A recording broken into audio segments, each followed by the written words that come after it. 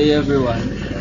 Nagawa kami ng post about siya sa attendance, kung paano record ng attendance using program.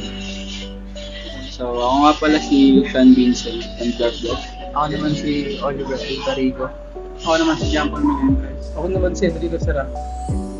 And dito, meron tayong login frame na code. So, titingnan natin siya baba. Meron po siyang J-label, text field, baba mo pa. And J-button, and iba pang kailangan natin para makapag-input tayo ng code. And meron pa siya. So sa kabila naman is yung attendance frame, which is yung nagre-record ng mga naka-input na name. So basically ito yan. Try natin siya i-run. Run natin. So, ito. Mag-input tayo ng ID number. Student ID number.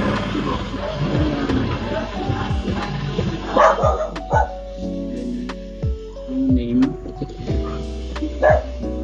So, pag pinag-confirm mo yan, check attendance tayo. Makikita natin na mare-record yung attendance. Mismo natin. Then, pag nag-input naman tayo dito ng tatlong number lang sa una, tapos kahit 5 yung sa dulo, lagyan din natin yung name, mag-ano siya, invalid.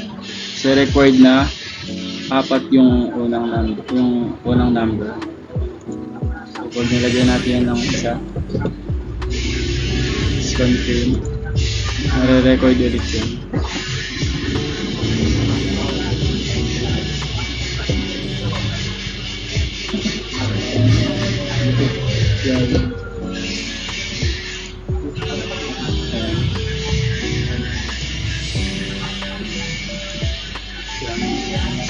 So, pwede tayo maglagay dito ng kahit ilan.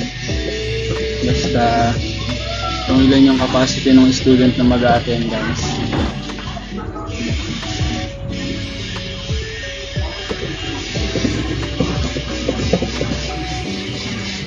Just confirm.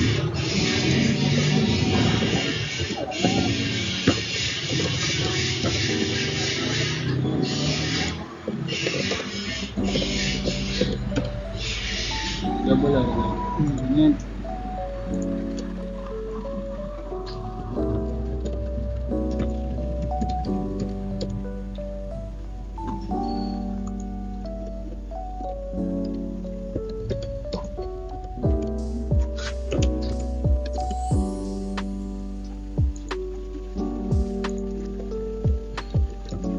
Dito ilalagay na lang namin yung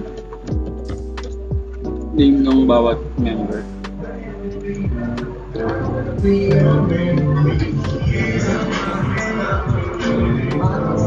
Tapos check attendance na. Ay,